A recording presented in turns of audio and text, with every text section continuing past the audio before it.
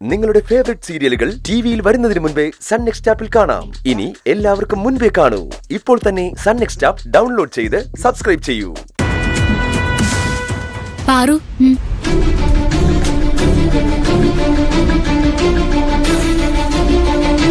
പ്രിയൻചേട്ടന് നന്ദന്റെ address സംഘടിപ്പിച്ചു കൊടുത്തത് ഞാനാണ്. നീ എന്താ ഇങ്ങനെ നോക്കുന്നേ? ഞാനിത് എങ്ങനെ അറിഞ്ഞു എന്നാണോ?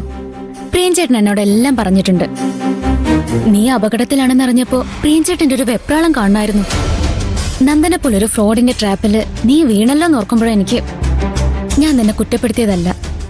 മുന്നില് ചിരിച്ചോണ്ട് നിൽക്കുന്ന ഒരാള് തെമ്മാടിയാണോ നല്ലവനാണോ എന്ന് എങ്ങനെ അറിയാനാ? ഇനി ആരെങ്കിലും ഗന്ധർവൻ ദേവേന്ദ്രൻ എന്നൊക്കെ പറഞ്ഞ് മുന്നില് വന്ന മുഖത്ത് നോക്കി ആട്ടണം. ഇതുപോലുള്ള ചതിയിൽ ഇനിയും വീഴരുത് പാറു. നാട് മുഴുവൻ ചതിയന്മാരാ. നോക്കിയും കണ്ടു നിന്നാലേ ജീവിച്ചു പോവാൻ കഴിയൂ. കഴിഞ്ഞതൊക്കെ മറക്കാൻ ശ്രമിക്കേ.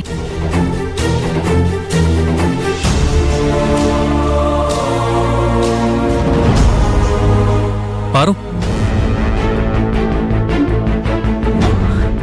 നിന്നെ ഞാൻ എവിടേക്ക് നോക്കി? എന്താ പ്രിയൻചേട്ടാ?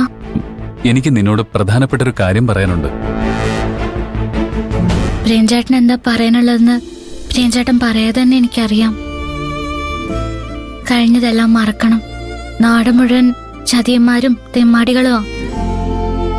ഗന്ധർവൻ എന്ന് പറഞ്ഞ് ഇനി ആര് വന്നാലും വിശ്വസിക്കാൻ പാടില്ല. ചതിയായിരിക്കും. ഇതൊക്കെയല്ലേ പ്രിയൻചേട്ടൻ എന്നോട് പറയാനുള്ളത്?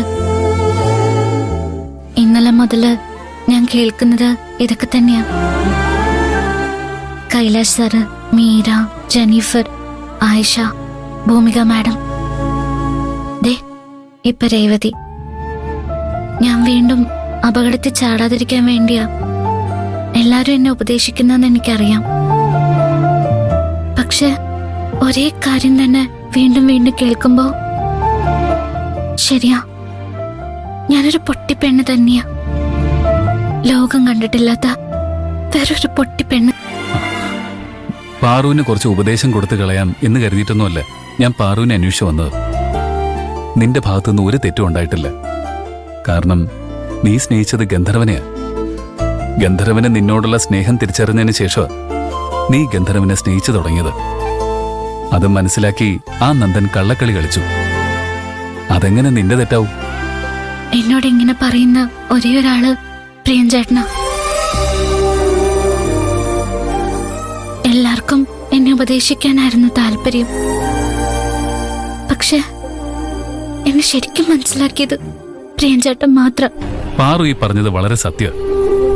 നിന്നെ ഞാൻ ശരിക്കും മനസ്സിലാക്കിയിട്ടുണ്ട്. ഗന്ധർവനോട് നിനക്കുള്ള സ്നേഹം എനിക്കറിയാം. എല്ലാവരുടെയും മുന്നിൽ ഗന്ധർവൻ ഇപ്പൊ ചതിയനും തെമ്മാടിയൊക്കെയാ.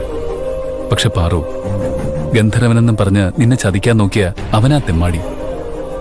നിന്നെ സ്നേഹിക്കുന്ന, നീ സ്നേഹിക്കുന്ന ഗന്ധർവൻ നല്ലവനാ.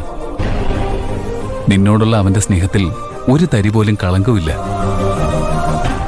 നിന്നെ കുറ്റപ്പെടുത്താനും ഉപദേശിക്കാനും വരുന്നവര് ഒരു കാര്യം മറന്നുപോകുന്നു. ചതിക്കപ്പെടുന്നതൊരു തെറ്റല്ല, അതൊരു പാപമല്ല. ചതിക്കപ്പെടുകയായിരുന്നു എന്ന് തിരിച്ചറിഞ്ഞ നിമിഷം നീ അനുഭവിച്ച വേദന എനിക്കത് മനസ്സിലാവും. ഇപ്പോഴും നിന്റെ കണ്ണിൽ ആ സങ്കടം കാണാം. എന്തിനാ കരയുന്നേ? നന്ദന്റെ ശരിയായ മുഖം തിരിച്ചറിഞ്ഞപ്പോ നീ അവന്റെ കർണത്ത് ആഞ്ഞൊന്ന് പൊട്ടിച്ചില്ലേ? ആ നിമിഷം നീ ജയിച്ചു.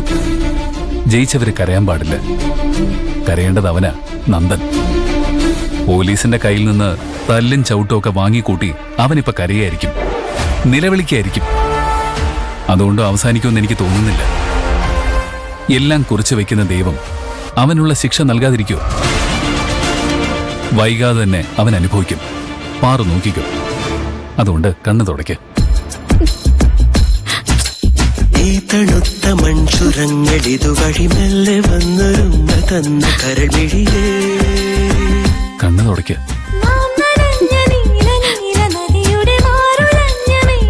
അയ്യോ, പാറുവിനെ ഉപദേശിക്കുന്നതിനിടയില് ഞാൻ പറയാമെന്ന കാര്യം മറന്നുപോയി. പാറു ഉടനെ ഹോസ്റ്റലിലേക്ക് ചെല്ലണം. ഹോസ്റ്റലിലേക്ക് തിരിച്ചു പോവാനോ? എന്തിന്? ഞാനിപ്പോ അവിടുന്ന് വന്നതല്ലേ ഉള്ളൂ. അതൊന്നും എനിക്കറിയില്ല.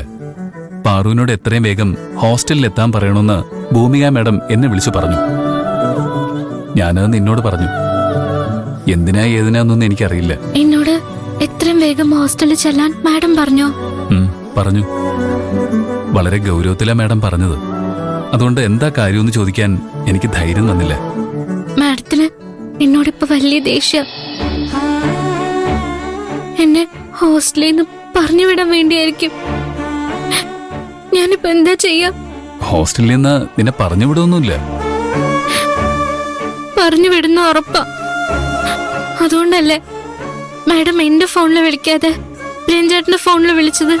പെട്ടെന്ന് ചെല്ലാൻ പറഞ്ഞ സ്ഥിതിക്ക് പോവാതിരിക്കുന്നത് ശരിയല്ല പാറു. എന്നാ പ്രേംചേട്ടനും വരൂ എന്റെ കൂടെ? ഒറ്റയ്ക്ക് മാഡത്തിന്റെ മുന്നിൽ പോവാൻ എനിക്ക് പേടിയാ. ഈ പാറുവിന്റെ ഒരു കാര്യം. ശരി, ഞാനും വരാം. വാ.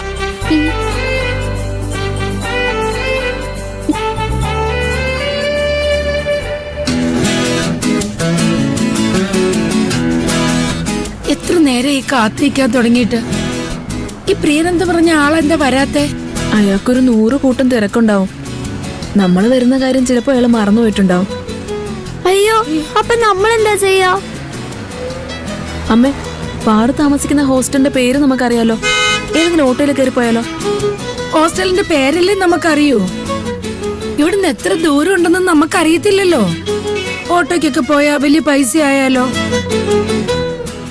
കഷ്ടിച്ചു പോകാനുള്ള വണ്ടിക്കൂലിയും പിന്നെ ഒരു ഇത്തിരി ചില്ലറ മാത്രമേ എന്റെ കയ്യിലുള്ളൂ. എത്ര പൈസ വേണമെങ്കിലും പാറു തരില്ലേ? വലിയ തയ്യൽക്കാരിയല്ലേ? അവളുടെ കയ്യിൽ നിറയെ കാശുണ്ടാവും. ഈ കിട്ടുന്ന കാശ് മുഴുവനും അവള് മാസാമാസം വീട്ടിലേക്ക് അയക്കുന്നേ.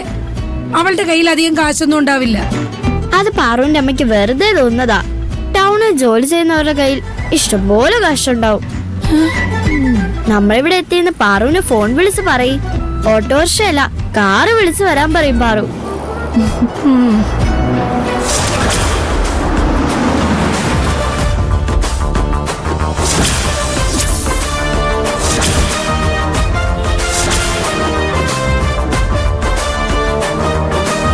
അത് അവരാണെന്ന് തോന്നുന്നു. ഹായ് അമ്മേ, മീര പറഞ്ഞ പ്രിയൻ അയാളാണെന്ന് തോന്നുന്നു. പ്രിയൻ എന്നാ എന്റെ പേര്. പാറു പറഞ്ഞിട്ട് കൂട്ടിക്കൊണ്ടു പോവാൻ വന്നയാണെന്ന് അയാള് പറയും. അത് കേട്ടുടൻ വണ്ടിയിൽ ചാടിക്കേറി ഇരിക്കരുത്.